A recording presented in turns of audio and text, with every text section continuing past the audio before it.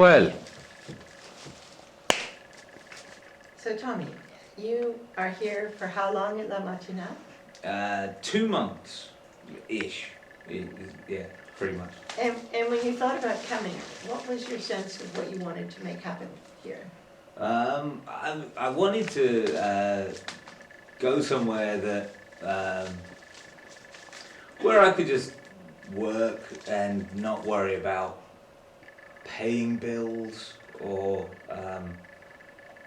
facing the horrors of modern day life. And I have found both those things here. I haven't paid any bills and I have faced no horrors. It's been really good. Yeah. And what kind of painting were you doing back in Liverpool before you came? Before I arrived here, I was very much, I think I am very much like a cartoonist painter. As a rational human being, I spend most of my time veering between angry and fucking furious. And that comes out a lot in my painting, but it comes out a lot as in a quite cartoonish fashion. So I wanted to go somewhere where I could focus on, the technicality of painting, or picking different subject matter that was aside from just, I don't know, making fun of authority and highlighting just the terrible, terrible things of this planet. And what better place to come to than here, because everything's so tranquil and beautiful, you can't help but be encouraged to just work on nice things, lovely things. Pictures of Florence and happy stuff. Yeah. Oh, good. So tell us a little bit about, compare. So what might you be painting or drawing in Liverpool? What might be a typical artistic project for you there? Okay, well, so back home, what I'd primarily, particularly now, what I would focus on is things like the Scottish referendum, or the new round of airstrikes on anonymous Middle Eastern countries where people get bombed to hell and stuff. But in a funny, joyful way, finding the humour in human misery. Whereas here, I don't feel the compulsion to do that. I can just sleep till 2 o'clock in the afternoon, start drinking, and then paint pictures of Florence or vineyards and things like that. It's better, to be honest with you. So in a way, you let yourself let go of the sort of commentary on modern life, or the things that you see that are hard to see. And here, what are you doing as a painter? What kinds of what approach are you taking to the paintings that you're doing here? I understand that the subjects are different. Yeah. But what about the painting themselves? The paintings themselves, I think what I'm trying to do is, stylistically, because I work as a cartoonist as well as a painter, my painting style is very loose and very sort of all over the place, whereas my drawing style is very refined and very kind of intricate. And I'm trying to find a way of combining the two here that isn't just slapping one on top of the other, that it's more integrating the two together and coming up with some sort of happy medium. Whereas back home, purely because I'm a child of compulsion, I will do one or the other. I will never attempt to do both.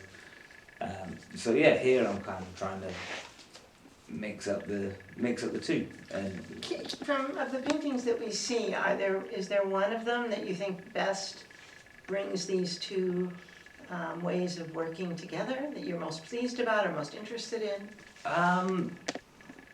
Yeah, maybe there's one, the one that I did the speech bubbles on. I think simply because they're so slapping speech bubbles on a painting is so incongruent. Is that the right word? Incongruent. Mm-hmm. That's a word, isn't it? It's a word. Because like, traditionally to create scenes or pictures of streets or whatever, like, you leave it up to the viewer to decide what's going on and what the atmosphere is. And as much as I can appreciate that, I quite like to, throw speech bubbles in and go, no, this is what it is. This is exactly what's happening. And to have those scenes, like in this painting, the forerunner to a breakup, to have that be something that I dictate is happening. To take an idyllic scene and turn it into, well, someone's going to leave very unhappy. That's something that I enjoy doing, and I enjoy stuff like that. Just in general, I find it funny or interesting, and certainly for the work I've been doing here, so much of it has been purely aesthetic, and you can't help but be purely aesthetic when you're here because everything is so beautiful. But after a point, I sort of think, well, I have to spoil it some way. I have to put my own mark on it some way, and so I do that through speech bubbles. The only other thing is, I love painting the graffiti in Florence, because Florence is such a beautiful city, and then you get these, almost like a hidden shame, you find a wall that's covered in graffiti, and that's interesting to me. That's a bit more real. So I've switched between the two. I've done very sort of aesthetic appreciations of the beauty that is around Greve and Chianti and in Florence, and then I've gone the other way where I've just drawn pictures of cocks and stuff. I did notice that on your Facebook, that you somehow changed your photograph. Would you make a comment about that?